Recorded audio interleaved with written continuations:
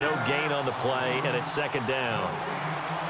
Off the corner. Where'd he come from? Well, I guess he came off the corner, but really nice play. I like when you're able to pose a question and answer it at the same time. That's exactly where he came from, but it's not something that you normally see. Most of the time, we're thinking about those guys covering pass catchers. In this case, he was a big factor in the run game. No gain.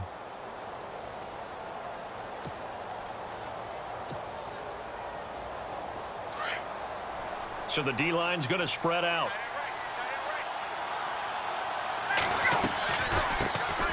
Back to the ground, this time with Freeman. And not even back to the line of scrimmage this time as they're on him quickly once more.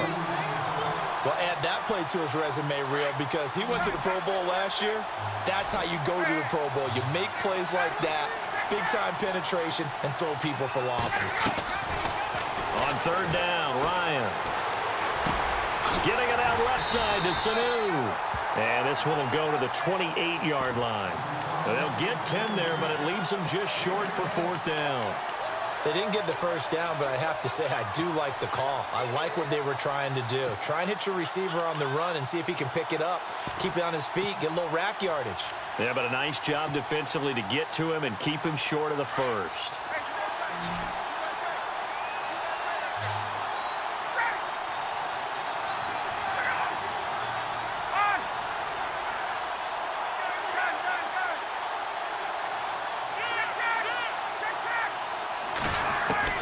They'll indeed go for it with Ryan.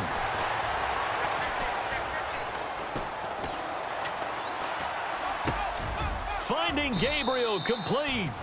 Give them 13 on the pickup there. And it'll give the Falcons a first down. Well, they picked up the first down, but I'm just going to say it. I didn't like it before the ball was snapped, and I don't like it now that they picked it up. Think about field position on their own side of the 50. They don't get it. They put their defense in a bad spot, and it's just not a decision that pays off very often. Well, it wasn't fourth and a yard. There was some meat on that bone. There really was. Fortunate to get it in that situation, but not a call I would make very often. And he will be brought down at about the 43 that time. And now the Vikings are going to stop it here on defense with a timeout. They'll have 2 remaining as we step aside here in this second quarter.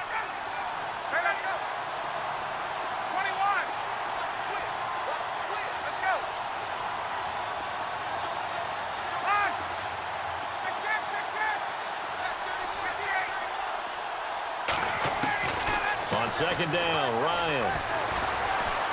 Buying time to his left. The throw to the left side, caught by Coleman.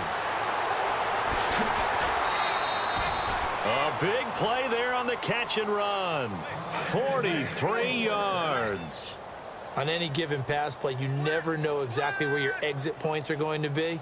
On this play, it was flushed to his left, still on the run, able to accurately throw the football for a nice first down.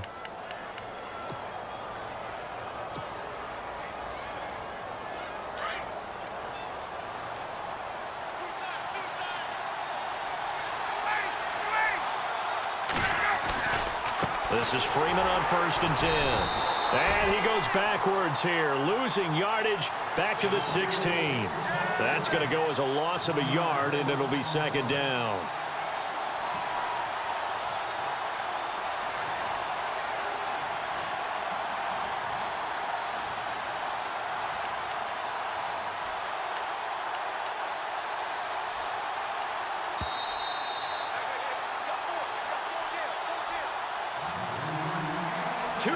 Remain in a scoreless first half.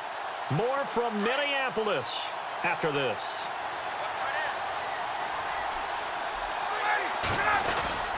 Again, they'll run with Freeman. And again, the run defense stout this time. He maybe gets back to the line of scrimmage, but no more.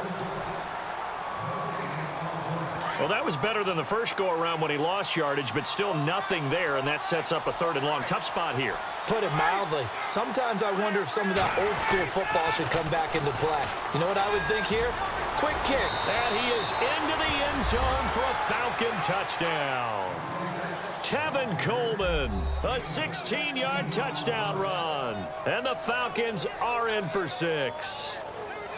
Well, they ran the toss, trusting he had the speed to get to the edge, and he did. And there really wasn't any doubt about that because the scouting report told you that this guy could flat out run. When you give him a little bit of space and a chance to get there, he usually does.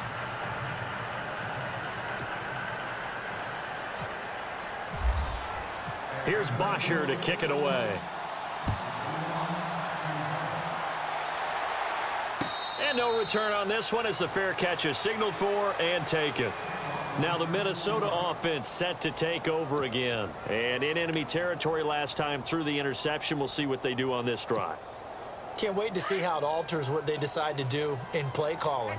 Do they continue to throw the ball? Do they want to lean more on the running game? It'll be an interesting sequence of plays that they've got coming up. Does it often affect the play calling with the interception? How much does that change what you do? I think it does depending on why the interception was thrown. Sometimes it's just a matter of the defense made a great play, so you continue to come back. But if it's on you, if the offense just doesn't have the confidence, if they're a little bit shaky, maybe try and take the pressure off and run the ball a little bit.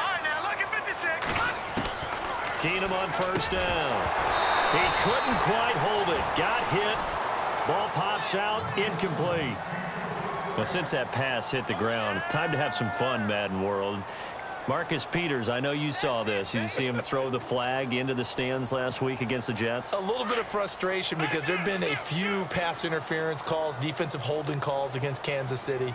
And this one happened in the end zone, so it set up another touchdown opportunity for the Jets. So Marcus Peters had enough. None too happy. There's a flag on the ground. And he went ahead and expressed his displeasure by chucking it into the stands. My favorite part, though, was watching the crowd in the stands. Oh, they were taking selfies with the flag. They grabbed the flag, and they're all taking selfies. The first time has to be in NFL history, the fans taking selfies with a penalty flag.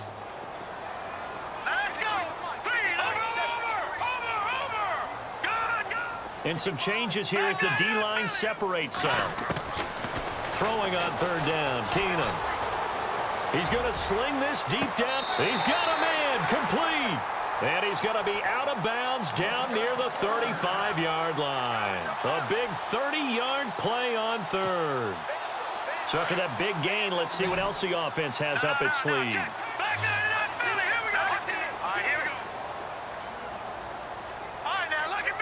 They'll bring a receiver in motion left. On first down, Keenum. And this is going to be incomplete. But one thing that I've liked defensively is that they've shown him a lot of different looks here in the first half. They've come after him. They've sat back. I think that's what you need to do to keep an offense guessing. And they certainly have kept them on their toes. That's why they haven't had much success on the scoreboard.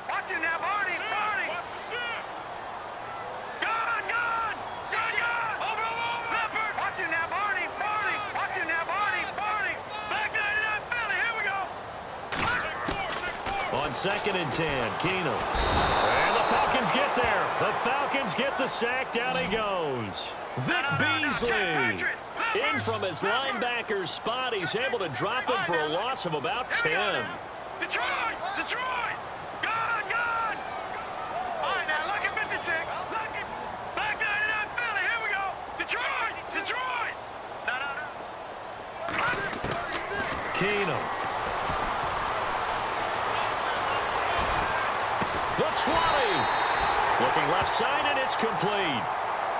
And now before this first down play, we're going to get a timeout here, as the clock will stop with 45 seconds to go in the first half. No. Check. Patriots. Now a play fake here on first down. And he'll get into the end zone. Touchdown, Minnesota. Stephon Diggs, a 20-yard touchdown. And the Vikings are an extra point away from tying this thing up. Kai Forbath on for the extra point. It's good, and we're all tied at 7 apiece.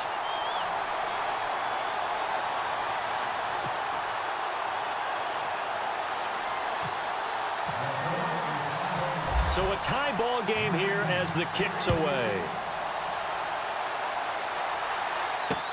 Fielded about a yard deep. Now the Falcons offense gets ready to head back onto the field. Last time they were out here, they had the benefit of good field position, led to a touchdown. This time, they're going to have to work for it. They are, but with that last drive that culminated in a touchdown, I think they carry that confidence into this one. Doesn't matter where you start with the football now, they have to feel great about their opportunity. Trying to find a lane, but instead he'll get back to the line of scrimmage and no more. And he got off the end there very quickly to make that play. Yeah, it was almost like the bullet train, wasn't it? I mean, just zoom, quick, quick, quick, and what a terrific play, holding them to no gain.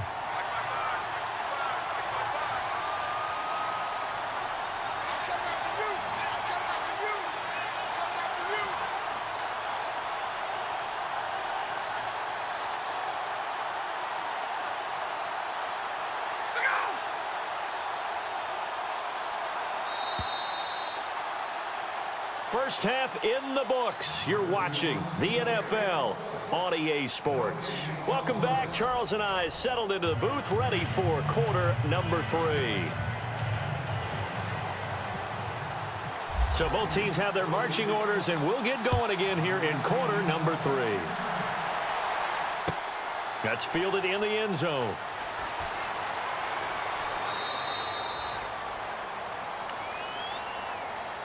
Here comes the Falcon offense now as they get set to take over here. They have a chance to break our tie here as we get a look at the first drive of quarter 3.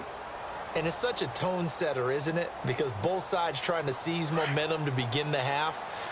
What do they have dialed up that'll give them an advantage to move the ball downfield? Let's find out what they have dialed up.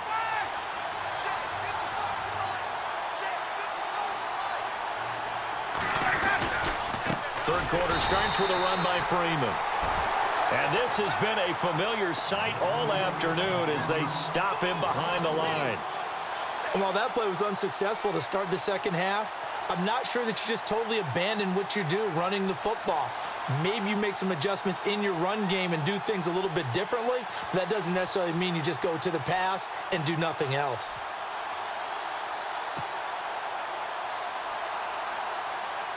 Offense needs something here on second down. It is second and long. Play clock winding down. They'll toss it to Coleman. And he'll find some space up to about the 25. Give them 4 on the carry there, but that only takes them back to where they started. 3rd and 10. I'd say they've got to find a way to get him going. He's such a big part of their offense. I wonder if they might throw it a little and come back to the run. Anything, because you're right. He's pretty much been completely neutralized. And now the Vikings are going to stop it here on defense with a timeout. It's just their first, so 2 remaining as they burn one here in this third quarter.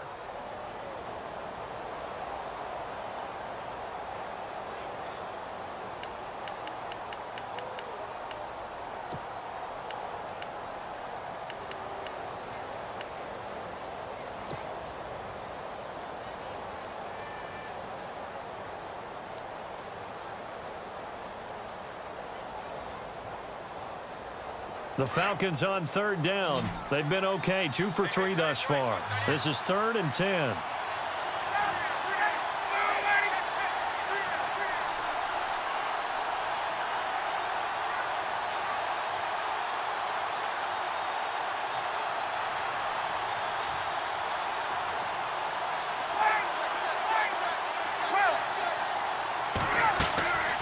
From the gun, it's Ryan.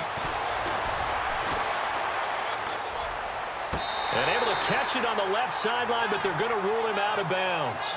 So it'll be incomplete. Certainly one they'd like to have back as it brings up 4th down.